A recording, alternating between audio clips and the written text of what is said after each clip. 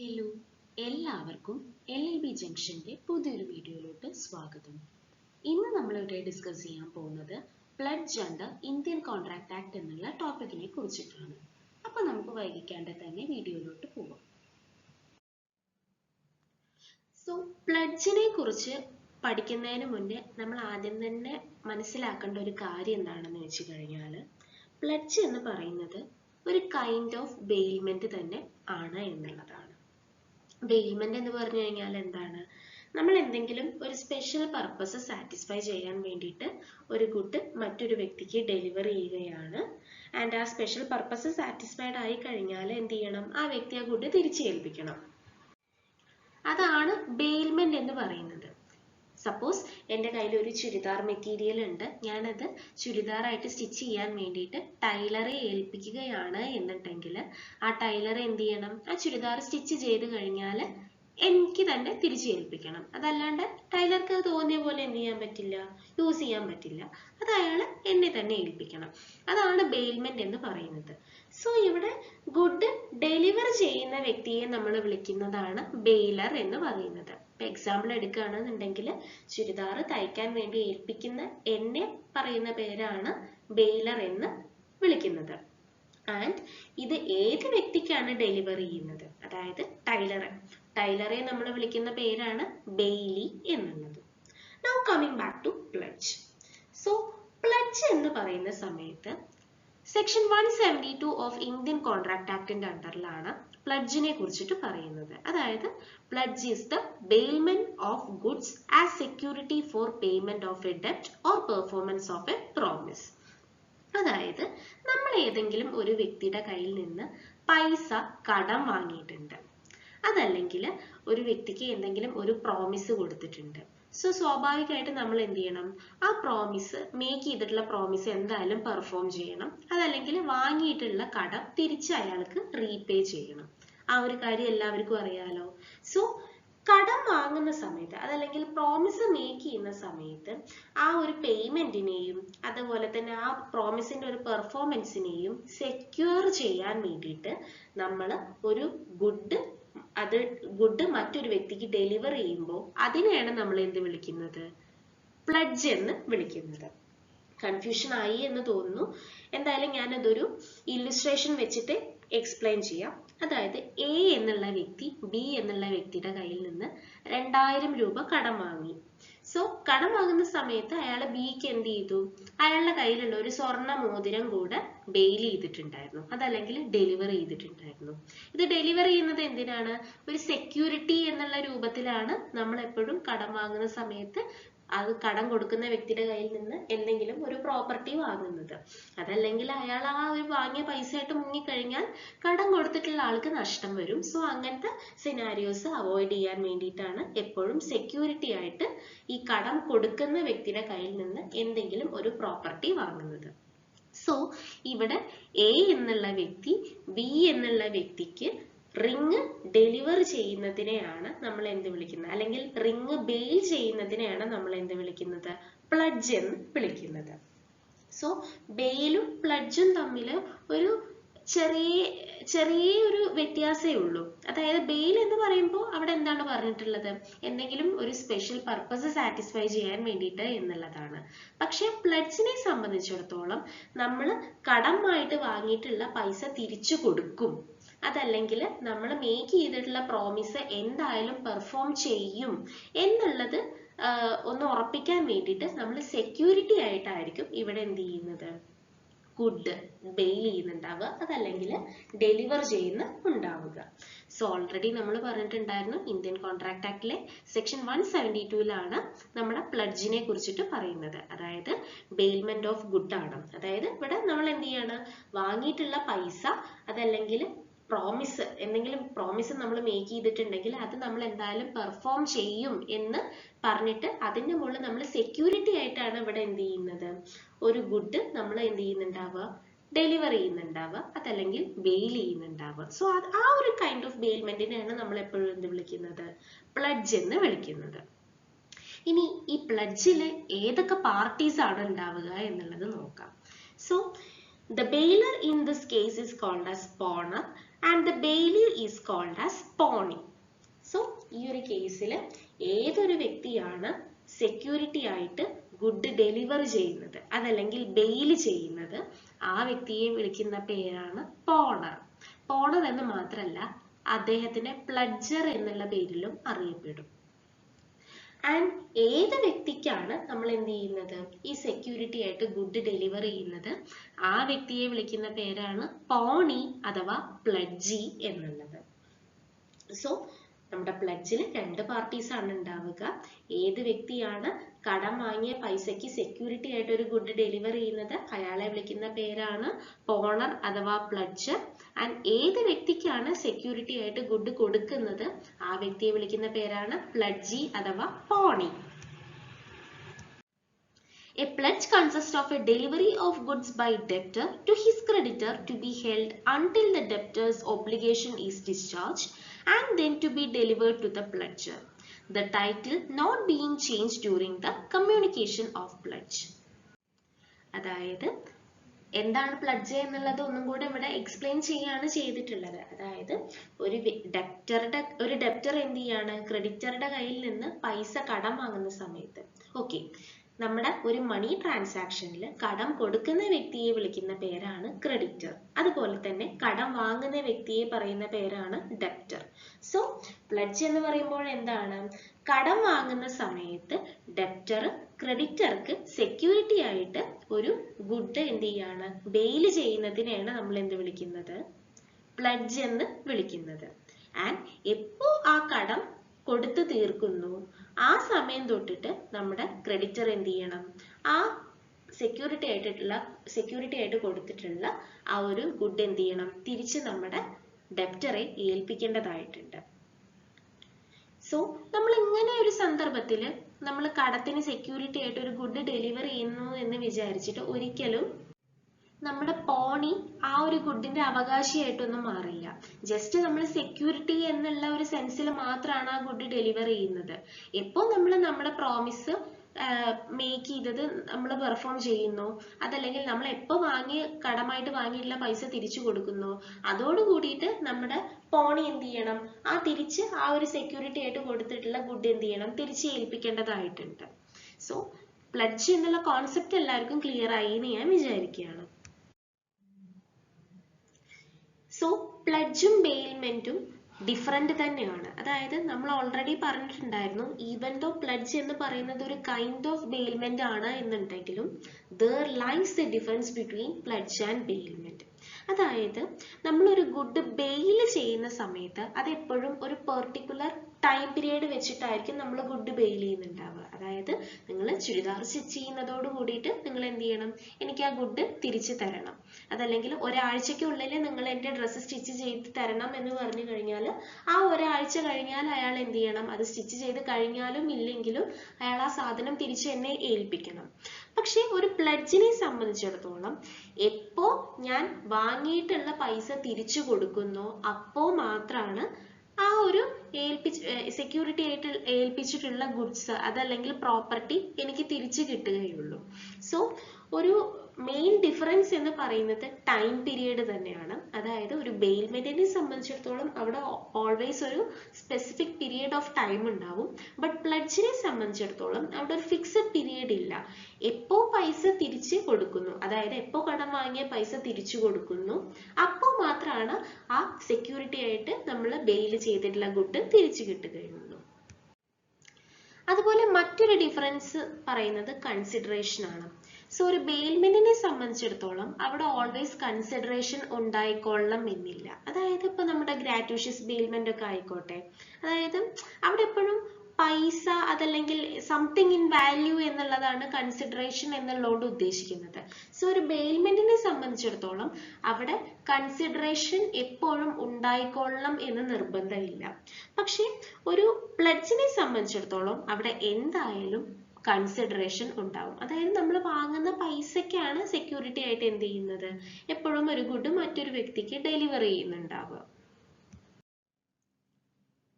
ഇനി നമ്മൾ നമ്മൾ ഇവിടെ നോക്കാൻ പോകുന്നത് എസെൻഷ്യൽസ് ഓഫ് പ്ലഡ്ജ് ആണ്. അതായത് എന്തൊക്കെ കണ്ടീഷൻസ് അല്ലെങ്കിൽ എന്തൊക്കെ ഇൻഗ്രീഡിയൻസ് സാറ്റിസ്ഫൈ ചെയ്യുകയാണ് എന്നുണ്ടെങ്കിലാണ് അവിടെ ഒരു വാലിഡ് പ്ലഡ്ജ് നടന്നിട്ടുണ്ട് എന്ന് നമുക്ക് പറയാൻ കഴിയുക എന്നുള്ളതാണ് ഇവിടെ പറയുന്നത്. ഫസ്റ്റ് കണ്ടീഷൻ എന്ന് പറയുന്നത് delivery of the goods to be pledged. അതായത് ഒരു വാലിഡ് പ്ലഡ്ജ് അവിടെ നടക്കണം എന്നുണ്ടെങ്കിൽ തീർച്ചയായിട്ടും അവിടെ ഒരു വ്യക്തി തന്റെ അധീനതയിലുള്ള ഒരു ഗുഡിന്റെ പൊസിഷൻ മറ്റൊരു വ്യക്തിക്ക് ഡെലിവർ ചെയ്തിട്ടുണ്ടാവണം. ഈ ഡെലിവറി എന്ന് പറയുന്നത് ആക്ച്വൽ ഡെലിവറി ആവാം, അതുപോലെ തന്നെ കൺസ്ട്രക്റ്റീവ് ഡെലിവറി ആവാം. ആക്ച്വൽ ഡെലിവറി എന്ന് പറഞ്ഞു കഴിഞ്ഞാൽ എന്താണ്?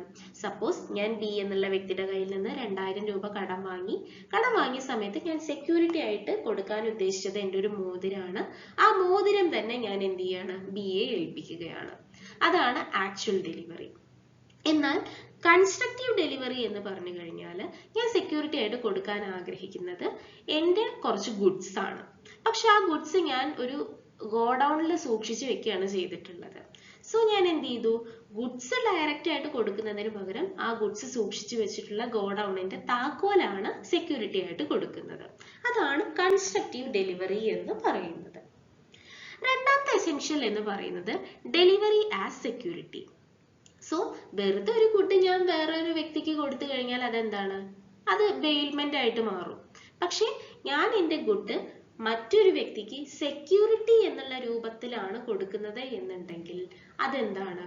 ഒരു പ്ലഡ്ജ് ആയിട്ട് മാറും. അതായത് വെറുതെ ഒരു ഗുഡ് മറ്റൊരു വ്യക്തിക്ക് ഡെലിവറി ചെയ്ത് കൊടുത്താൽ പോരാ, അതിനെ സെക്യൂരിറ്റി എന്നുള്ള രൂപത്തിലായിരിക്കണം ഡെലിവർ ചെയ്യേണ്ടത്. മൂന്നാമതായിട്ട് സെക്യൂരിറ്റി ഓഫ് പേയ്മെന്റ് ഓഫ് ഡെപ്റ്റ്. ഈ സെക്യൂരിറ്റി ആയിട്ട് നമ്മളൊരു ഗുഡ് മറ്റൊരു വ്യക്തിക്ക് എന്തിനാണ് കൊടുക്കുന്നത്? നമ്മൾ അയാളുടെ കയ്യിൽ നിന്ന് കടമായിട്ട് വാങ്ങിയിട്ടുള്ള പൈസ തീർച്ചയായിട്ടും അടച്ചു തീർക്കും. അതല്ലെങ്കിൽ ഞാനിപ്പോൾ അയാൾക്ക് എന്തെങ്കിലും ഒരു പ്രോമിസ് മേക്ക് ചെയ്തിട്ടുണ്ടെങ്കിൽ ആ പ്രോമിസ് ഞാൻ തീർച്ചയായിട്ടും പെർഫോം ചെയ്യും എന്ന് പറഞ്ഞിട്ടായിരിക്കണം നമ്മൾ എന്ത് ചെയ്തിട്ടുണ്ടാവേണ്ടത്? സെക്യൂരിറ്റി ആയിട്ട് ഈ ഗുഡ് ഡെലിവർ ചെയ്യേണ്ടത്. ഈ ഒരു പ്രോമിസ് അതല്ലെങ്കിൽ ഈ ഒരു പേയ്മെന്റ് എന്ന് പറയുന്നത് ചിലപ്പോൾ പാസ്റ്റ് ആയിരിക്കാം, ഫ്യൂച്ചർ ആയിരിക്കാം, അതല്ലെങ്കിൽ ഇപ്പൊ അറ്റ് പ്രസന്റ് നടക്കുന്ന ഒരു കാര്യമായിരിക്കാം. അതായത് മുന്നേ ഞാൻ വാങ്ങിയ കടത്തിന്റെ മുകളിൽ എനിക്ക് സെക്യൂരിറ്റി കൊടുക്കാം, ഇപ്പൊ കറന്റ്ലി വാങ്ങിയിട്ടുള്ള സാധനത്തിന്റെ മുകളിൽ എനിക്ക് സെക്യൂരിറ്റി കൊടുക്കാം. അതുപോലെ തന്നെ ഞാൻ ഭാവിയിൽ വാങ്ങാൻ പോകുന്ന ഇപ്പൊ അതായത് എനിക്ക് ഒരാഴ്ച കഴിഞ്ഞ് എനിക്ക് ഒരു 1000 രൂപ വേണം, സോ തൽക്കാലം ഈ ഒരു മോതിരം നിങ്ങൾ പിടിക്കുക എന്ന് പറഞ്ഞിട്ടും എനിക്ക് എന്ത് ചെയ്യാം? സെക്യൂരിറ്റി ആയിട്ട് ഗുഡ് ഡെലിവർ ചെയ്യാം. അടുത്ത എസെൻഷ്യൽ പോയിന്റ് എന്ന് പറയുന്നത് മൂവബിൾ പ്രോപ്പർട്ടി. അതായത് ഒരു പെർട്ടിക്കുലർ ബെയിൽമെന്റിനെ പ്ലഡ്ജ് ആയിട്ട് നമ്മൾ കൺസിഡർ ചെയ്യണം എന്നുണ്ടെങ്കിൽ അവിടെ സെക്യൂരിറ്റി ആയിട്ട് ഡെലിവർ ചെയ്യുന്ന ഗുഡ് എപ്പോഴും എന്തായിരിക്കണം? അത് മൂവബിൾ പ്രോപ്പർട്ടി ആയിരിക്കണം. അതായത് ഇമ്മൂവബിൾ പ്രോപ്പർട്ടീനെ നമുക്ക് ഒരിക്കലും എന്ത് ചെയ്യാൻ പറ്റില്ല? സെക്യൂരിറ്റി കൊടുക്കാൻ പറ്റില്ല. അതായത് റിങ് നമുക്ക് മൂവ് ചെയ്യാം, പക്ഷെ ഒരു ലാൻഡ് എന്ത് ചെയ്യാൻ പറ്റില്ല? മൂവ് ചെയ്യാൻ പറ്റില്ല. അല്ലെങ്കിൽ ഒരു ബിൽഡിംഗ് മൂവ് ചെയ്യാൻ പറ്റില്ല. സോ എപ്പോഴും മൂവബിൾ പ്രോപ്പർട്ടി മാത്രമാണ് പ്ലഡ്ജിന് സെക്യൂരിറ്റി ആയിട്ട് കൊടുക്കാൻ സാധിക്കുകയുള്ളൂ. അതുപോലെ തന്നെ ഇവിടെ എക്സ്പ്രസ്ലി പറഞ്ഞിട്ടുള്ള ഒരു കാര്യമാണ്, ഒരിക്കലും പൈസ നമുക്ക് എന്ത് ചെയ്യാൻ പറ്റില്ല? പ്ലഡ്ജ് ചെയ്യാൻ പറ്റില്ല. ഈവൻ ദോ പൈസ നമുക്ക് മൂവ് ചെയ്യാൻ പറ്റുമെങ്കിൽ പോലും മണി ഒരിക്കലും നമുക്ക് എന്ത് ചെയ്യാൻ പറ്റില്ല? പ്ലഡ്ജ് ചെയ്യാൻ പറ്റില്ല. അതുപോലെ തന്നെ മറ്റൊരു എസെൻഷ്യൽ ആണ്, ഈ സെക്യൂരിറ്റി ആയിട്ട് നമ്മുടെ പോണിക്ക് ഒരു ഗുഡ് ഡെലിവർ ചെയ്യുന്ന സമയത്ത് അതിന്റെ പൊസഷൻ മാത്രമാണ് പോകുന്നത്. ഓണർഷിപ്പ് ഒരിക്കലും പോണറുടെ കയ്യിൽ നിന്ന് പോണിന്റെ കയ്യിലോട്ട് ട്രാൻസ്ഫർ ചെയ്യുന്നില്ല. അടുത്ത എസെൻഷ്യൽ പോയിന്റ് ആണ് ട്രാൻസ്ഫർ ഓഫ് പൊസഷൻ. അതായത് പോണറുടെ കയ്യിൽ നിന്ന് ഗുഡിന്റെ പൊസഷൻ പോണിയുടെ കയ്യിലോട്ട് പോയി കഴിഞ്ഞാൽ മാത്രമാണ് അതൊരു വാലിഡ് പ്ലഡ്ജ് ആയിട്ട് മാറുകയുള്ളൂ. ഇപ്പൊ സപ്പോസ് പോണർ പറയാണ്, ഞാൻ നിങ്ങൾക്ക് 2 ദിവസം കഴിഞ്ഞിട്ട് ഇതിന്റെ പൊസഷൻ കൈമാറാം, അതല്ലെങ്കിൽ നാളെയാണ് ഞാൻ ഗുഡ് വാങ്ങുകയുള്ളൂ, അതിന്റെ പൊസഷൻ തരാമെന്ന് പറഞ്ഞു കഴിഞ്ഞാൽ അതൊരു വാലിഡ് പ്ലഡ്ജ് ആയിട്ട് മാറില്ല. And finally, there can be express or implied contract between pawnor and pawnee. അതായത് അവിടെ എന്ത് ചെയ്യണം? ഒരു കോൺട്രാക്ട് ഉണ്ടാവണം. പോണറുടെയും പോണിയുടെയും ഇടയിൽ ഒരു കോൺട്രാക്ട് ഉണ്ടെങ്കിൽ മാത്രമാണ് അതൊരു വാലിഡ് പ്ലഡ്ജ് ആയിട്ട് മാറുകയുള്ളൂ. And that contract can be either express or implied. ഇനി നമ്മൾ ഇവിടെ നോക്കാൻ പോകുന്നത് റൈറ്റ്സ് ഓഫ് പോണറിനെ കുറിച്ചിട്ടാണ്. പോണർ എന്ന് പറഞ്ഞു കഴിഞ്ഞാൽ ആരാണ്? പ്ലഡ്ജിന്റെ സമയത്ത് സെക്യൂരിറ്റി ആയിട്ട് ഗുഡ് ഡെലിവറി ചെയ്യുന്ന വ്യക്തിയെയാണ് നമ്മൾ പോണർ എന്ന് വിളിക്കുന്നത്. സോ ഫസ്റ്റ് റൈറ്റ് എന്ന് പറയുന്നത് defaulting pawnor's right to redeem the goods. So ഈ ഒരു ഡിഫോൾട്ടിംഗ് പോണർ എന്ന് പറഞ്ഞു കഴിഞ്ഞാൽ ആരാണ്? കൊടുത്തിട്ടുള്ള വാക്ക് പാലിക്കാൻ പറ്റാത്ത പോണേഴ്സിനെയാണ് നമ്മൾ ഡിഫോൾട്ടിംഗ് പോണർ എന്ന് വിളിക്കുന്നത്. ആൻഡ് അങ്ങനെയുള്ള പോണേഴ്സിന്റെ റൈറ്റിനെ കുറിച്ച് പറയുന്നത് ഇന്ത്യൻ കോൺട്രാക്ട് ആക്ടിലെ സെക്ഷൻ 177 ആണ്. സോ സ്വാഭാവികമായിട്ട് ഒരു പർട്ടിക്കുലർ എമൗണ്ട് കടം വാങ്ങുന്ന സമയത്ത്, അതല്ലെങ്കിൽ ഒരാൾക്ക് ഒരു വാക്ക് കൊടുക്കുന്ന സമയത്ത് അവർ ഓൾറെഡി പറയും, ഞാൻ ഇത്ര ദിവസത്തിനുള്ളിൽ ഈ വാങ്ങിയ പൈസ തിരിച്ചു തന്നേക്കാം, അതല്ലെങ്കിൽ ഇത്ര ദിവസത്തിനുള്ളിൽ ഞാൻ വാക്ക് തന്ന കാര്യം പാലിച്ചോളാം എന്ന് പറഞ്ഞിട്ടുണ്ടാവും. സപ്പോസ് ഈ ഒരു പോണർക്ക് എന്ത് ചെയ്യാൻ പറ്റുന്നില്ല, ആ പറഞ്ഞ ഫിക്സഡ് ടൈമിന്റെ ഉള്ളിൽ ആ പൈസ തിരിച്ചു കൊടുക്കാൻ പറ്റുന്നില്ല, അതല്ലെങ്കിൽ കൊടുത്ത വാക്ക് പാലിക്കാൻ പറ്റുന്നില്ല. സോ അങ്ങനെ വരുന്ന സന്ദർഭത്തിലാണ് അയാൾ കൊടുത്ത വാക്ക് അതല്ലെങ്കിൽ പറഞ്ഞ കാര്യത്തിൽ ഡിഫോൾട്ട് വരുത്തി എന്ന് പറയുന്നത്. സോ അങ്ങനെ വരുന്ന പോണർക്ക് എന്തിനുള്ള റൈറ്റ് ഉണ്ട്? പോണി അയാൾ സെക്യൂരിറ്റി ആയിട്ട് കൊടുത്തിട്ടുള്ള ഗുഡ് സെയിൽ ചെയ്യുന്നതിന് മുൻപായിട്ട് ആ ഗുഡ് എന്ത് ചെയ്യാം? പറഞ്ഞ പൈസയും അതുപോലെ തന്നെ അതിന്റെ കൂടെ വരുന്ന എക്സ്ട്രാ പേയ്മെന്റ്, അതായത് അയാൾ കൊടുത്ത വാക്കില് അയാൾക്ക് വ്യതിചലനം വന്നത് മൂലം നമ്മുടെ പോണിക്ക് ഉണ്ടായിട്ടുള്ള നഷ്ടവും കൂടിയുള്ള എമൗണ്ട് കൊടുത്തിട്ട് അയാൾക്ക് എന്ത് ചെയ്യാം? ആ ഒരു ഗുഡ് റിലീസ് ചെയ്തിട്ട് വാങ്ങാവുന്നതാണ്. ഇപ്പൊ ഒരു എക്സാമ്പിൾ ഞാൻ പറയാണ്. ഞാൻ 10,000 രൂപയാണ് പറഞ്ഞിട്ടുണ്ടായിരുന്നത്. സോ 10,000 രൂപ 10-ാം തീയതിയുടെ ഉള്ളിൽ ഞാൻ എന്ത് ചെയ്യണം? നമ്മുടെ പോണിക്ക് കൊടുത്തോളാം എന്ന് വാക്ക് കൊടുത്തിട്ടുണ്ടായിരുന്നു. പക്ഷെ എൻ്റെ കയ്യിൽ എന്തോ ആ സമയത്ത് പൈസ വന്നിട്ടുണ്ടായിരുന്നില്ല. സോ ഞാൻ സെക്യൂരിറ്റി ആയിട്ട് കൊടുത്തിട്ടുള്ള മോതിരം അയാൾ എന്ത് ചെയ്തിട്ടില്ല? വിറ്റിട്ടില്ല എന്ന് എനിക്ക് അറിയാൻ കഴിഞ്ഞു. സോ അങ്ങനെ വരുന്ന സന്ദർഭത്തിൽ എനിക്ക് എന്ത് ചെയ്യാം? ആ വാങ്ങിയ കടവും പ്ലസ് അയാൾ പറയുന്ന ആ ഒരു ഡിഫോൾട്ടിംഗ് എമൗണ്ടും കൂടെ കൊടുത്തിട്ട് എനിക്ക് എന്ത് ചെയ്യാം? ആ മോതിരം തിരിച്ചെടുക്കാനുള്ള റൈറ്റ് ഉണ്ട്. ഇതിനെയാണ് section 177 defaulting pawnor's right to redeem the goods എന്നുള്ള ഹെഡിൽ പറഞ്ഞിട്ടുള്ളത്. അടുത്ത റൈറ്റ് ആണ് പ്രിസർവേഷൻ ആൻഡ് മെയിൻ്റനൻസ്. അതായത് പോണർ എന്നുള്ള നിലയിൽ ആ വ്യക്തിക്ക് എന്ത് ചെയ്യാം? പോണിയോട് പറയാം, അതായത് ഞാൻ സെക്യൂരിറ്റി തന്നിട്ടുള്ള ഗുഡ് നിങ്ങൾ മര്യാദയ്ക്ക് മെയിൻറ്റെയിൻ ചെയ്യണം, അത് വേണ്ട വിധത്തിൽ നിങ്ങൾ മെയിൻറ്റെയിൻ ചെയ്യണം. ആൻഡ് ആ കാര്യം അയാൾക്ക് എന്ത് ചെയ്യാം? എൻഫോഴ്സ് ചെയ്യാനുള്ള റൈറ്റും ഉണ്ട്. അതിനെയാണ് പ്രിസർവേഷൻ ആൻഡ് മെയിൻ്റനൻസ് റൈറ്റിന്റെ അണ്ടറിൽ പറഞ്ഞിട്ടുള്ളത്. മൂന്നാമതായിട്ട് പ്രൊട്ടക്ഷൻ ഓഫ് ഡെപ്റ്റേഴ്സ്. നമ്മൾ മുന്നേ തന്നെ പറഞ്ഞു കഴിഞ്ഞു ഡെപ്റ്ററും ക്രെഡിറ്ററും ആരാണ് എന്നുള്ളത്. അതായത് കടം വാങ്ങുന്ന വ്യക്തിയാണ് ഡെപ്റ്റർ ആൻഡ് കടം കൊടുക്കുന്ന വ്യക്തിയാണ് ക്രെഡിറ്റർ എന്ന് പറയുന്നത്. സോ ഈ കടം വാങ്ങുന്ന വ്യക്തികളെ പ്രൊട്ടക്ട് ചെയ്യാൻ വേണ്ടിയിട്ട് ഒരുപാട് നിയമങ്ങൾ നമ്മുടെ നാട്ടിലുണ്ട്. സോ ആ നിയമത്തിന്റെ അണ്ടറിൽ എന്തൊക്കെ റൈറ്റ്സ് ഡെപ്റ്റർക്ക് കൊടുത്തിട്ടുണ്ട്, ആ റൈറ്റ്സ് ഒക്കെ നമ്മുടെ ഡെപ്റ്റർക്ക് എന്ത് ചെയ്യാം? എൻഫോഴ്സ് ചെയ്യാനുള്ള റൈറ്റ് ഉണ്ട്. ഇപ്പൊ നമ്മളൊരു എക്സാമ്പിൾ പറയുകയാണെന്നുണ്ടെങ്കിൽ the Kerala money lenders act 1958 എന്ന് പറഞ്ഞിട്ടുള്ള ആക്ടിന്റെ അണ്ടറിൽ ഡെപ്റ്ററെ പ്രൊട്ടക്ട് ചെയ്യാൻ വേണ്ടിയിട്ട് ഒരുപാട് റൈറ്റ്സ് കൊടുത്തിട്ടുണ്ട്. സോ ആ റൈറ്റ് ഒക്കെ എൻഫോഴ്സ് ചെയ്യാനുള്ള റൈറ്റ് ആർക്കുണ്ട്? നമ്മുടെ ഡെപ്റ്റർക്ക് ഉണ്ട്. അടുത്ത റൈറ്റ് എന്ന് പറയുന്നത് right to claim back the good. അതായത് പറഞ്ഞ സമയത്തിനുള്ളിൽ തന്നെ പ്ലഡ്ജ് കോൺട്രാക്റ്റിൽ പറഞ്ഞിട്ടുള്ള കാര്യങ്ങൾ നമ്മുടെ പോണർ പെർഫോം ചെയ്യാണ് എന്നുണ്ടെങ്കിൽ സെക്യൂരിറ്റി ആയിട്ടുള്ള ഗുഡ്സ് തിരിച്ച് വാങ്ങാനുള്ള റൈറ്റ് ആർക്കുണ്ട്? നമ്മുടെ പോണർക്ക് ഉണ്ട്. അടുത്ത റൈറ്റ് എന്ന് പറയുന്നത് right to get the increase or benefit of the good. അതായത് നമ്മുടെ പ്ലഡ്ജ് നടക്കുന്ന സമയത്ത് നമ്മുടെ പോണർ എന്ത് ചെയ്തിട്ടുണ്ട്? സെക്യൂരിറ്റി ആയിട്ട് ഒരു ഗുഡ് നമ്മുടെ പോണിയെ ഏൽപ്പിച്ചിട്ടുണ്ട്. ആൻഡ് പോണിയുടെ കയ്യിൽ ആ ഗുഡ് ഇരിക്കവേ ആ ഗുഡിന് എക്സ്ട്രാ ആയിട്ട് എന്തെങ്കിലും ബെനിഫിറ്റ് വന്നിട്ടുണ്ട്, അതല്ലെങ്കിൽ ആ ഗുഡിൽ എന്തെങ്കിലും ഇൻക്രീസ് വന്നിട്ടുണ്ട് എന്നുണ്ടെങ്കിൽ ഗുഡ് തിരിച്ചെടുക്കുന്നതിനോടൊപ്പം തന്നെ ആ ഗുഡിന്റെ മുകളിൽ കിട്ടിയിട്ടുള്ള ഇൻക്രീസ് അതല്ലെങ്കിൽ പ്രോഫിറ്റും തിരിച്ചു വാങ്ങാനുള്ള റൈറ്റ് ആർക്കുണ്ട്? പോണർക്ക് ഉണ്ട്. ഇനി നമ്മൾ നോക്കാൻ പോകുന്നത് പോണർക്ക് ഉണ്ടാവുന്ന ഡ്യൂട്ടീസിനെ കുറിച്ചിട്ടാണ്. അതായത് ഒരാൾക്ക് റൈറ്റ് ഉണ്ടാവുമ്പോൾ അതിനോടൊപ്പം കറസ്പോണ്ടിങ് ആയിട്ട് അവർക്ക് എന്തുണ്ടാവും, ഡ്യൂട്ടിയും ഉണ്ടാവും. സോ പോണറുടെ ആദ്യത്തെ ഡ്യൂട്ടി എന്ന് പറഞ്ഞു കഴിഞ്ഞാൽ എന്താണെന്ന് വെച്ച് കഴിഞ്ഞാൽ, നമ്മൾ പറഞ്ഞു പോണർക്ക് എന്തിനുള്ള റൈറ്റ് ഉണ്ട്, താൻ സെക്യൂരിറ്റി ആയിട്ട് കൊടുത്തിട്ടുള്ള ഗുഡ് മര്യാദയ്ക്ക് പ്രിസർവ് ചെയ്യണം എന്ന് നമ്മുടെ പോണിയോട് പറയാനുള്ള അധികാരം ഉണ്ട് എന്ന് പറഞ്ഞു കഴിഞ്ഞു. ആൻഡ് ആ ഒരു റൈറ്റിനനുസരിച്ചിട്ട് പോണി എന്ത് ചെയ്തു, ആ ഒരു ഗുഡ് പ്രിസർവ് ചെയ്തു. ബട്ട് അത് പ്രിസർവ് ചെയ്യുന്നതിന്റെ ഭാഗമായിട്ട് പോണിക്ക് എന്തെങ്കിലും എക്സ്പെൻസസ് ഒക്കെ നേരിടേണ്ടി വന്നിട്ടുണ്ട് എന്നുണ്ടെങ്കിൽ ആ എക്സ്പെൻസസ് ഒക്കെ ആര് തിരിച്ചടയ്ക്കണം, നമ്മുടെ പോണറാണ് തിരിച്ചടയ്ക്കേണ്ടത്. ഇപ്പൊ ഞാനൊരു എക്സാമ്പിൾ പറയാം. ഞാൻ സെക്യൂരിറ്റി ആയിട്ട് എൻ്റെ ഒരു സ്വർണ്ണ മോതിരമാണ് കൊടുത്തിട്ടുള്ളത്. എന്നിട്ട് ഞാൻ പറഞ്ഞു ഇത് മര്യാദയ്ക്കൊക്കെ സൂക്ഷിച്ചു കൊണ്ട് നടക്കണം, ഇത് ലോക്കറിന്റെ ഉള്ളിൽ വെക്കണം എന്നൊക്കെ പറഞ്ഞിട്ടുണ്ടെങ്കിൽ പോണി അതുപോലെ കേട്ടു. പക്ഷെ ലോക്കർ ഫെസിലിറ്റി ആരും ഫ്രീ ആയിട്ട് ചെയ്തു തരില്ലല്ലോ, അതിന് ഫീസ് ഉണ്ട്. സോ ആ ഫീസ് തിരിച്ച് നമ്മുടെ പോണിയെ ഏൽപ്പിക്കേണ്ടത് ആരുടെ കടമയാണ്, പോണറുടെ കടമയാണ്.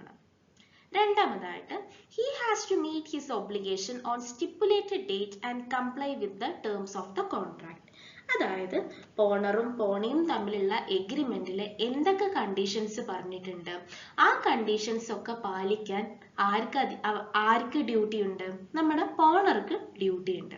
അതായത് ഇത്ര ദിവസത്തിനുള്ളിൽ വാങ്ങിയ പൈസ തിരിച്ചടയ്ക്കും എന്ന് പറഞ്ഞിട്ടുണ്ടെങ്കിൽ ആ പൈസ കറക്റ്റ് ആ ദിവസം തന്നെ അടയ്ക്കേണ്ടതായിട്ടുള്ള ഒബ്ലിഗേഷൻ നമ്മുടെ പോണർക്കുണ്ട്. മൂന്നാമതായിട്ട് he is responsible for any loss to the pony because of his defective title if any. അതായത് എനിക്ക് അവകാശമില്ലാത്തൊരു ഗുഡ്, ആക്ച്വലി ആ ഗുഡിന്റെ ഓണർഷിപ്പോ പൊസിഷനോ ഒന്നും എൻ്റെ കയ്യിലില്ല, അതായത് എനിക്കത് മോഷ്ടിച്ച് കിട്ടിയിട്ടുള്ളൊരു ഗുഡാണ്, എന്നിട്ടും ആ ഗുഡാണ് ഞാൻ സെക്യൂരിറ്റി ആയിട്ട് നമ്മുടെ പോണിയെ ഏൽപ്പിച്ചിട്ടുള്ളത്, എന്നിട്ട് ഞാൻ പൈസ ക്ലെയിം ചെയ്യുകയാണ് എന്ന് വിചാരിക്കുക. ആൻഡ് അതുമൂലം നമ്മുടെ പോണിക്ക് എന്തെങ്കിലും നാശനഷ്ടോ അതല്ലെങ്കിൽ എന്തെങ്കിലും നഷ്ടം നേരിടേണ്ടി വന്നു കഴിഞ്ഞാൽ ആ നഷ്ടത്തിന് ഉത്തരവാദി ആരാണ്, പോണർ എന്നുള്ള നിലയിൽ ഞാനാണ്. So defective title of the security, ആ സെക്യൂരിറ്റിയുടെ മുകളിലുള്ള ഡിഫക്റ്റീവ് ടൈറ്റിൽ മൂലം പോണിക്ക് എന്തെങ്കിലും നാശനഷ്ടം സംഭവിച്ചു കഴിഞ്ഞാൽ ആ നാശനഷ്ടം ബിയർ ചെയ്യേണ്ടത് ആരുടെ ഡ്യൂട്ടിയാണ്, പോണറുടെ ഡ്യൂട്ടിയാണ്. ഇനി നമ്മൾ ഇവിടെ നോക്കാൻ പോകുന്നത് പോണിക്കുള്ള റൈറ്റ്സിനെ കുറിച്ചിട്ടാണ്. പോണി എന്ന് പറഞ്ഞു കഴിഞ്ഞാൽ ആരാണ്, ഏത് വ്യക്തിക്കാണ് നമ്മൾ സെക്യൂരിറ്റി ആയിട്ടുള്ള ഗുഡ് ട്രാൻസ്ഫർ ചെയ്യുന്നത്, അതായത് ഏത് വ്യക്തിയാണ് കടം കൊടുക്കുന്നത് ആ വ്യക്തിയാണ് പോണി എന്ന് പറയുന്നത്. സോ പോണിയുടെ ആദ്യത്തെ റൈറ്റ് ആണ് റൈറ്റ് ഓഫ് റീറ്റെയിനർ, അതായത് ഒരു ഗുഡ് പിടിച്ചു വെക്കാനുള്ള റൈറ്റ് ആണ് റീറ്റെയിനിങ് റൈറ്റ് എന്നുള്ളതുകൊണ്ട് ഉദ്ദേശിക്കുന്നത്. സോ സെക്ഷൻ 173 പറയുന്നത് എന്താണെന്ന് വെച്ച് കഴിഞ്ഞാൽ പോണിക്ക് എന്തിനുള്ള അധികാരമുണ്ട്, ഗുഡ് റീറ്റെയിൻ ചെയ്ത് വെക്കാനുള്ള അധികാരമുണ്ട്. അതായത് ഒരു വ്യക്തി മേക്ക് ചെയ്തിട്ടുള്ള പ്രോമിസ് പെർഫോം ചെയ്യുന്നത് വരെ, അതല്ലെങ്കിൽ പൈസ കൊടുക്കാം ഇന്ന ദിവസം കൊടുക്കാം എന്ന് പറഞ്ഞിട്ടുണ്ടെങ്കിൽ ആ പൈസ കൊടുക്കുന്നത് വരെ നമ്മുടെ പോണിക്ക് എന്ത് ചെയ്യാം, സെക്യൂരിറ്റി ആയിട്ട് കൊടുത്തിട്ടുള്ള ഗുഡ് റീറ്റെയിൻ ചെയ്ത് വെക്കാനുള്ള അധികാരമുണ്ട്. അതുപോലെ തന്നെ അത് മാത്രമല്ല, ഇപ്പോ നമ്മുടെ എമൗണ്ടിന്റെ കൂടെ എന്തെങ്കിലും പലിശ കൊടുക്കാനുണ്ട് എന്നുണ്ടെങ്കിൽ ആ പലിശ കിട്ടുന്നത് വരെ പോണിക്ക് എന്ത് ചെയ്യാം, ആ ഗുഡ് റീറ്റെയിൻ ചെയ്യാം.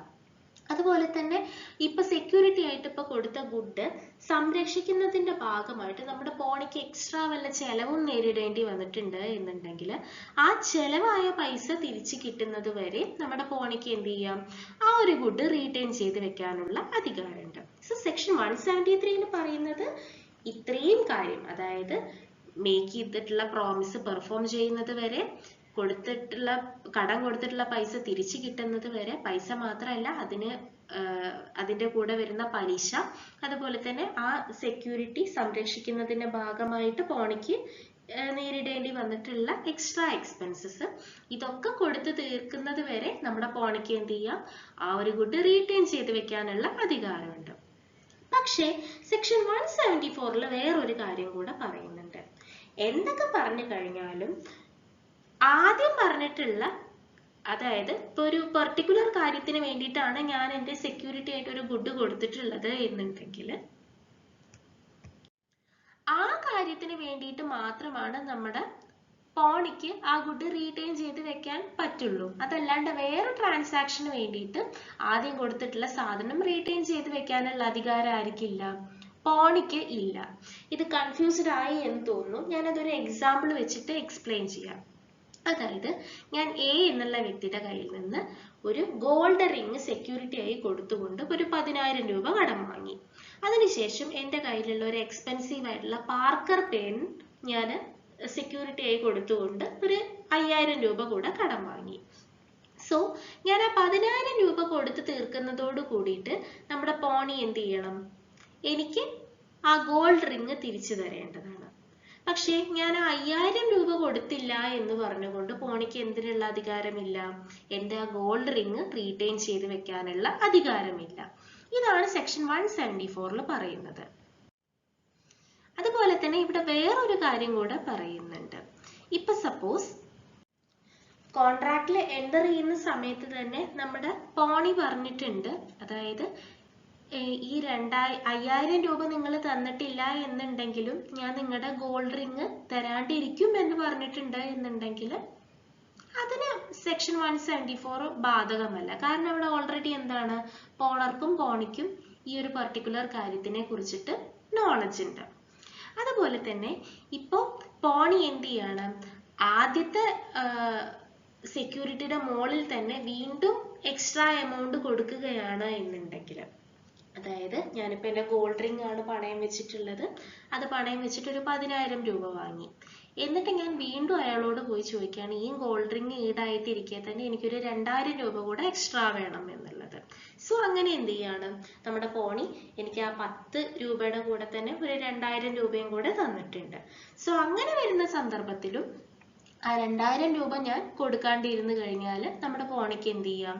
ആ ഒരു ഗുഡ് റീറ്റെയിൻ ചെയ്ത് വെക്കാനുള്ള അധികാരമുണ്ട്. അടുത്ത റൈറ്റ് ആണ് right to recover extraordinary expenses. Section 175 ഈ ഒരു റൈറ്റിനെ കുറിച്ചിട്ട് പറയുന്നത്.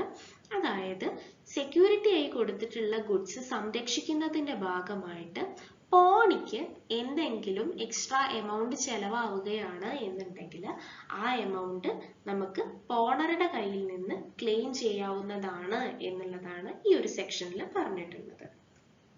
ഞാനൊരു എക്സാമ്പിൾ പറയാം. അതായത് ഇപ്പോൾ സപ്പോസ് സെക്യൂരിറ്റി ആയി കൊടുത്തിട്ടുള്ളത് ഒരു ഗോൾഡ് റിംഗ് ആണ് എന്നുണ്ടെങ്കിൽ തെഫ്റ്റിൽ നിന്ന് അതിനെ സംരക്ഷിക്കാൻ വേണ്ടിയിട്ട് പോണി ലോക്കർ ഫെസിലിറ്റി അവൈൽ ചെയ്യുകയാണ് എന്നുണ്ടെങ്കിൽ അതിന് വന്നിട്ടുള്ള ചെലവ് പോണറുടെ കയ്യിൽ നിന്ന് എടുക്കാവുന്നതാണ്. ഒരു കേസ് ലോ നോക്കാം. The bank of Bihar versus state of Bihar. ഈ ഒരു പെർട്ടിക്കുലർ കേസ് എന്ന് പറയുന്നത് സുപ്രീം കോടതി നൽകിയിട്ടുള്ള ഒരു ലാൻഡ്മാർക്ക് ജഡ്ജ്മെന്റ് തന്നെയായിരുന്നു. അതായത് പോണിയുടെ റൈറ്റിന്റെ ഇമ്പോർട്ടൻസ് ആയിരുന്നു ഈ ഒരു കേസിലൂടെ കൊടുത്തിട്ടുണ്ടായിരുന്നത്. സോ ഈ ഒരു കേസിൽ പറഞ്ഞിട്ടുള്ളത് ഇത്രയാണ്. സപ്പോസ് ഗവൺമെന്റിന് ഏതെങ്കിലും ഒരു അവസ്ഥയിൽ പോണിയുടെ കയ്യിൽ നിന്ന് സെക്യൂരിറ്റി ആയി കൊടുത്തിട്ടുള്ള ഒരു പർട്ടിക്കുലർ ഗുഡ് സീസ് ചെയ്യേണ്ട അവസ്ഥ വരികയാണ് എന്നുണ്ടെങ്കിൽ ഗവൺമെന്റ് എന്ത് ചെയ്യണം? പോണിക്ക് പിന്നെ കിട്ടാനുള്ള എമൗണ്ട് ഒക്കെ റീഇംബേഴ്സ് ചെയ്യണം, അതല്ലെങ്കിൽ കൊടുത്തു തീർക്കണം എന്നുള്ളതാണ് ഈ ഒരു കേസ് ലോയിൽ സുപ്രീം കോടതി ഒബ്സർവ് ചെയ്തിട്ടുണ്ടായിരുന്നത്. അതായത് നമ്മുടെ പോണിക്ക് കിട്ടാനുള്ള ഔട്ട്സ്റ്റാൻഡിങ് എമൗണ്ട് ഉണ്ടാവില്ലേ, അതായത് പോണറുടെ കയ്യിൽ നിന്ന് കിട്ടാനുള്ള ഔട്ട്സ്റ്റാൻഡിങ് എമൗണ്ട്, ആ ഒരു എമൗണ്ട് ആരാണ് സെറ്റിൽ ചെയ്യേണ്ടത്? നമ്മുടെ ഗവൺമെന്റ് ആണ് അത് സെറ്റിൽ ചെയ്യേണ്ടത്. സോ ഈ ഒരു കേസിലൂടെ സുപ്രീം കോടതി പറഞ്ഞിട്ടുള്ളത് ഈ ഒരു കാര്യമാണ്. അതായത് ഒരു പർട്ടിക്കുലർ ഗുഡ് ഗവൺമെന്റ് സീസ് ചെയ്തു എന്ന് വിചാരിച്ചിട്ട് ഒരിക്കലും അവിടെ പോണിയുടെ റൈറ്റ് ഇല്ലാണ്ടാവുന്നില്ല. അടുത്ത റൈറ്റ് ആണ് right on default of pawnor. അതായത് പോണർ എന്ത് ചെയ്യാണ്?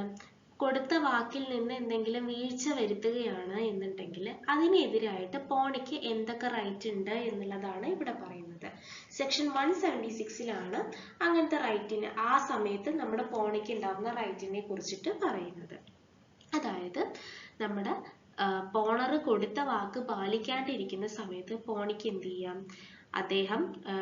അദ്ദേഹത്തിന് എന്ത് ചെയ്യാം? ഒരു സ്യൂട്ട് ഫയൽ ചെയ്യാം. അതായത് പോണർ മേക്ക് ചെയ്തിട്ടുള്ള പ്രോമിസ് ബ്രീച്ച് ചെയ്തു, അതല്ലെങ്കിൽ കൊടുത്ത കാശ് ഇതുവരെ, കടം വാങ്ങിയ കാശ് ഇതുവരെ തിരിച്ചു തന്നിട്ടില്ല എന്ന് പറഞ്ഞിട്ട് കോടതിയിൽ നമ്മുടെ പോണർക്കെതിരായിട്ട് പോണിക്ക് കേസ് കൊടുക്കാം. അതോടൊപ്പം തന്നെ അയാൾ സെക്യൂരിറ്റി ആയിട്ട് കൊടുത്തിട്ടുള്ള ഗുഡ് റീറ്റെയിൻ ചെയ്ത് വെക്കാനുള്ള അധികാരമുണ്ട്. അത് കൂടാണ്ട് പോണിക്കുള്ള മറ്റൊരു റൈറ്റ് ആണ് സെക്യൂരിറ്റി ആയി കൊടുത്തിട്ടുള്ള ഗുഡ് വിൽക്കാനുള്ള റൈറ്റ്. ബട്ട് ഇങ്ങനെ വിൽക്കുന്നതിൻ്റെ കൂടെ നമ്മുടെ പോണി എന്ത് ചെയ്തിട്ടുണ്ടായിരിക്കണം, പോണർക്ക് ഒരു നോട്ടീസ് കൊടുത്തിട്ടുണ്ടാവണം. അതായത് നിങ്ങൾ കടം വാങ്ങിയ പൈസ ഇതുവരെ തരാത്തത് കൊണ്ട് തന്നെ സെക്യൂരിറ്റി ആയി തന്നിട്ടുള്ള ഗുഡ് ഞാൻ വിൽക്കാൻ പോവുകയാണ് എന്ന് പറഞ്ഞിട്ട് നോട്ടീസ് കൊടുത്തിട്ടുണ്ടായിരിക്കണം. സോ ഇങ്ങനെ നോട്ടീസ് കൊടുത്തതിന് ശേഷം പോണി എന്ത് ചെയ്യാണ്, ആ സെക്യൂരിറ്റി ആയി കൊടുത്തിട്ടുള്ള ഗുഡ് വിറ്റ് കഴിഞ്ഞപ്പോൾ അയാൾക്ക് കൊടുത്ത കാശിനെക്കാട്ടിലും കൂടുതൽ എമൗണ്ട് കിട്ടി. ആ ഗുഡ് വിറ്റപ്പോൾ കൂടുതൽ എമൗണ്ട് കിട്ടി എന്ന് വിചാരിക്കുക. സോ അങ്ങനെ വരുന്ന സമയത്ത് അഡീഷണൽ ആയിട്ട് എക്സസ് ആയിട്ട് കിട്ടിയിട്ടുള്ള എമൗണ്ട് പോണി എന്ത് ചെയ്യണം, പോണറെ ഏൽപ്പിക്കണം. ഇപ്പൊ സപ്പോസ് സെക്യൂരിറ്റി വിറ്റ സമയത്ത് കടം കൊടുത്ത പൈസയെക്കാട്ടിലും കുറച്ച് എമൗണ്ട് ആണ് കിട്ടിയിട്ടുള്ളത് എന്നുണ്ടെങ്കിൽ ബാക്കി ബാലൻസ് എമൗണ്ട് ആര് തന്നെ കൊടുക്കണം, പോണർ തന്നെ പോണിക്ക് അത് കൊടുക്കേണ്ടതായിട്ടുണ്ട്. ഒരു കേസ് ലോ നോക്കാം. റഹ്മത്ത് അലി ഫത്തേഹുല്ല വേഴ്സസ് ലല്ലൻ പ്രസാദ്. ഈ ഒരു കേസ് ലോയില് കോർട്ട് ഹെൽഡ് ചെയ്തിട്ടുള്ള ഒരു കാര്യം എന്താണെന്ന് വെച്ച് കഴിഞ്ഞാൽ, പ്ലഡ്ജ് എന്ന് പറയുന്നത് പോണറും പോണിയും തമ്മിലുള്ള ഒരു എഗ്രിമെന്റ് ആണ്. അതായത് കൊടുത്ത കാശ്, അതായത് കടം വാങ്ങിയിട്ടുള്ള കാശ് തിരിച്ചു കിട്ടിക്കഴിഞ്ഞാൽ സെക്യൂരിറ്റി ആയി കൊടുത്തിട്ടുള്ള ആ ഒരു സാധനം തിരിച്ചു കിട്ടും എന്നുള്ള ഉറപ്പോട് കൂടിയിട്ട് രണ്ടുപേര് എൻ്റർ ചെയ്യുന്ന ഒരു കോൺട്രാക്റ്റ് ആണ് എന്ത്, പ്ലഡ്ജ് എന്ന് പറയുന്നത്. സോ സ്വാഭാവികമായിട്ട് പൈസ തിരിച്ചു കൊടുത്തു കഴിഞ്ഞാൽ എന്ത് ചെയ്യണം, നമ്മുടെ പോണി ആ ഒരു സെക്യൂരിറ്റി ആയിട്ടുള്ള ഗുഡ് പോണറെ എന്തായാലും ഏൽപ്പിക്കണം. ഇപ്പോ ആ ഒരു ഗുഡ് തിരിച്ചു കൊടുക്കാൻ പോണിയെ കൊണ്ട് പറ്റുന്നില്ല എന്നുണ്ടെങ്കിൽ ഒരിക്കലും പോണറുടെ കയ്യിൽ നിന്ന് കടം കൊടുത്ത പൈസ എനിക്ക് വേണം, അത് നിങ്ങൾ തന്നേ പറ്റുള്ളൂ എന്ന് പറഞ്ഞിട്ട് അയാളെ നിർബന്ധിക്കാൻ പറ്റില്ല എന്നുള്ളതാണ് ഇവിടെ പറയുന്നത്. സോ സെക്യൂരിറ്റി ആയി കൊടുത്തിട്ടുള്ള ഗുഡ് തിരിച്ചു കൊടുക്കാൻ അവൈലബിൾ അല്ല, അതല്ലെങ്കിൽ അത് പോണിയുടെ കയ്യിൽ നിന്ന് നഷ്ടപ്പെട്ടു പോയിട്ടുണ്ട് എന്നുണ്ടെങ്കിൽ പോണിക്ക് ഒരിക്കലും പോണറെ കടം വാങ്ങിയ പൈസ തിരിച്ചു തരണം എന്ന് പറഞ്ഞിട്ട് കമ്പല് ചെയ്യാൻ പാടില്ല, അതിനുള്ള അവകാശമില്ല എന്നുള്ളതാണ് ഈ ഒരു കേസിൽ ഹെൽഡ് ചെയ്തിട്ടുള്ളത്.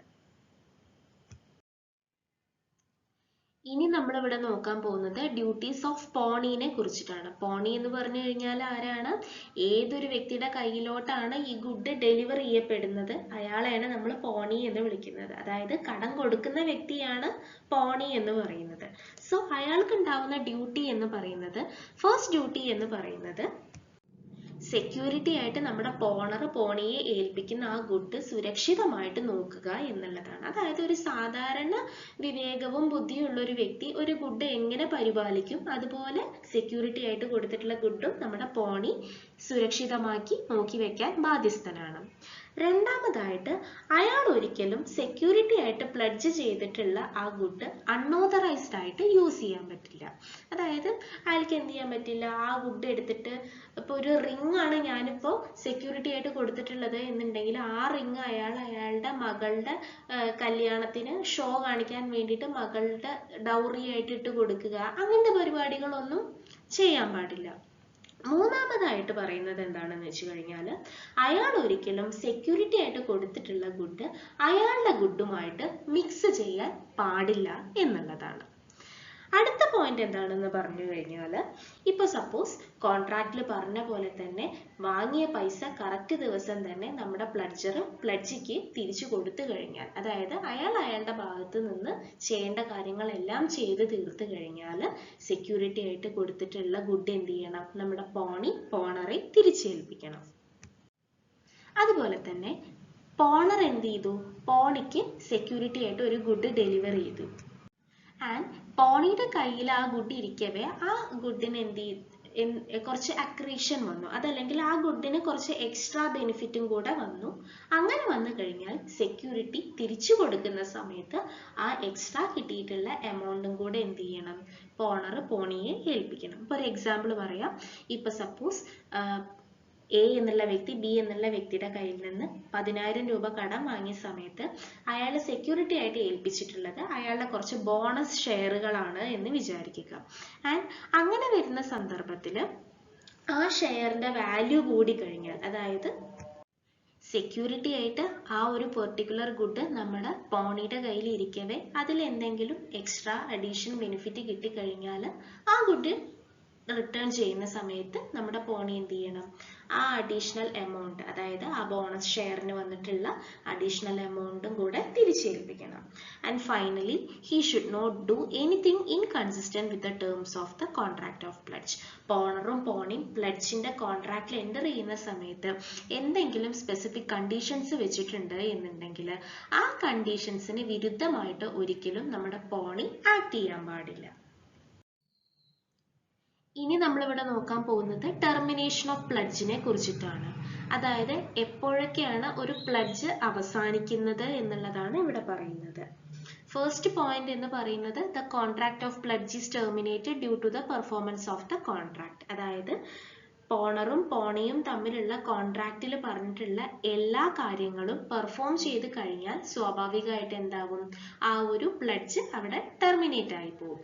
ഇപ്പം അതായത് പ്ലഡ്ജർ ആയിട്ടുള്ള എ പ്ലഡ്ജിയുടെ കയ്യിൽ നിന്ന് ഒരു 1000 രൂപ കടം വാങ്ങി, എന്നിട്ട് അയാളുടെ മൊബൈൽ ഫോണാണ് പ്ലഡ്ജ് ചെയ്തിട്ടുള്ളത്, അതല്ലെങ്കിൽ ബെയിൽ ചെയ്തിട്ടുള്ളത് എന്നുണ്ടെങ്കിൽ കോൺട്രാക്റ്റിൽ പറഞ്ഞ ദിവസം തന്നെ അയാൾ ആ പൈസ തിരിച്ചു കൊടുത്തു കഴിഞ്ഞാൽ സ്വാഭാവികമായിട്ട് നമ്മുടെ പ്ലഡ്ജി എന്ത് ചെയ്യണം, ആ ഒരു മൊബൈല് നമ്മുടെ പ്ലഡ്ജറെ തിരിച്ചേൽപ്പിക്കണം. സോ അവിടെ പെർഫോമൻസ് ഒക്കെ നടന്നു, സ്വാഭാവികമായിട്ട് അവിടുത്തെ പ്ലഡ്ജ് എന്താവും, അവസാനിക്കും, അതല്ലെങ്കിൽ ടെർമിനേറ്റ് ആയി പോകും. രണ്ടാമത്തെ പോയിന്റ് എന്ന് പറയുന്നത് termination of contract of pledge when non performance takes place by sale of the goods pledged. രണ്ടാമത്തെ പോയിന്റിൽ എന്താണ് പറഞ്ഞിട്ടുള്ളത് എന്ന് വെച്ച് കഴിഞ്ഞാൽ, സപ്പോസ് പ്ലഡ്ജറും പ്ലഡ്ജിയും തമ്മിലുള്ള കോൺട്രാക്റ്റിൽ പറഞ്ഞിട്ടുള്ള കാര്യങ്ങൾ അതിൽ ഒരു പാർട്ടി ഫുൾഫിൽ ചെയ്യാണ്ടിരിക്കുകയാണ്. അതായത് കടം വാങ്ങിയ പൈസ പറഞ്ഞ ദിവസത്തിൽ ഇയാൾ തിരിച്ചു കൊടുത്തിട്ടില്ല എന്നുണ്ടെങ്കിൽ സ്വാഭാവികമായിട്ട് നമ്മുടെ പ്ലഡ്ജിക്ക് എന്ത് ചെയ്യാം, ആ ഒരു ഗുഡ്സ് എന്ത് ചെയ്യാം, സെയിൽ ചെയ്തിട്ട് തനിക്ക് വന്നിട്ടുള്ള നഷ്ടം തിരിച്ചെടുക്കാവുന്നതാണ്. സോ അങ്ങനെ വരുന്ന സന്ദർഭത്തിലും എന്താവും, ആ ഒരു പ്ലഡ്ജ് അവിടെ ടെർമിനേറ്റ് ആയി പോകും. പക്ഷെ ഇങ്ങനെ സെയിൽ നടക്കുന്ന സമയത്ത് ഒരു കാര്യം ശ്രദ്ധിക്കണം, അതായത് തൻ്റെ കയ്യിൽ നിന്ന് വാങ്ങിയിട്ടുള്ള പൈസയെക്കാട്ടിലും കൂടുതൽ എമൗണ്ട് ഈ ഒരു സെക്യൂരിറ്റി ആയിട്ടുള്ള ഗുഡ് വിറ്റ സമയത്ത് നമ്മുടെ പ്ലഡ്ജിക്ക് കിട്ടുകയാണ് എന്നുണ്ടെങ്കിൽ അതിൽ ആ എക്സസ് എമൗണ്ട് തിരിച്ച് അയാൾ എന്ത് ചെയ്യണം, പ്ലഡ്ജറെ ഏൽപ്പിക്കണം. അതല്ലാണ്ട് അത് നമ്മുടെ പ്ലഡ്ജി കയ്യിൽ വെക്കാൻ പാടില്ല, അത് തിരിച്ചെന്തായാലും ഏൽപ്പിക്കണം. അതുപോലെ തന്നെ ഇപ്പൊ സപ്പോസ് ഗുഡ് വിറ്റ സമയത്ത് അയാൾക്ക് പിന്നെയും ഷോർട്ടേജ് ആണ് വന്നിട്ടുള്ളത്, അതായത് അയാൾ കടം കൊടുത്ത എമൗണ്ട് അയാൾക്ക് ഫുള്ളായിട്ട് കിട്ടിയിട്ടില്ല എന്നുണ്ടെങ്കിൽ ആ ബാക്കി വന്നിട്ടുള്ള എമൗണ്ട് നമ്മുടെ പ്ലഡ്ജിക്ക് തിരിച്ചേൽപ്പിക്കാൻ നമ്മുടെ പ്ലഡ്ജർക്ക് ബാധ്യതയുണ്ട്. ആൻഡ് തേർഡ് പോയിന്റ് എന്ന് പറയുന്നത് എന്താണെന്ന് വെച്ച് കഴിഞ്ഞാൽ, സെക്ഷൻ 19ന്റെയും അതുപോലെ തന്നെ സെക്ഷൻ 19A അണ്ടറിലും വോയിഡബിൾ ആയിട്ട് ട്രീറ്റ് ചെയ്യുന്ന കാര്യങ്ങൾ വഴിയാണ് ഒരു പ്ലഡ്ജ് കോൺട്രാക്ട് എക്സിസ്റ്റ് ചെയ്യുന്നത് എന്നുണ്ടെങ്കിൽ അതും സ്വാഭാവികമായിട്ട് ടെർമിനേറ്റ് ആയി പോകും എന്നുള്ളതാണ്. അത് കുറച്ച് കൺഫ്യൂഷൻ ഉണ്ടാക്കി എന്ന് എനിക്കറിയാം. അതായത് സെക്ഷൻ 19ലും അതുപോലെ തന്നെ സെക്ഷൻ 19A ഒരു ഫ്രീ കൺസെന്റ് ഇല്ലാണ്ട്, അതല്ലെങ്കിൽ ഒരു അൺഡ്യൂ ഇൻഫ്ലുവൻസ് വെച്ചിട്ട് ഒരു വ്യക്തിയായിട്ട് കോൺട്രാക്റ്റിൽ എൻ്റർ ചെയ്യുന്നതിനെ കുറിച്ചിട്ടാണ് സെക്ഷൻ 19നും അതുപോലെ തന്നെ 19A പറഞ്ഞിട്ടുള്ളത്.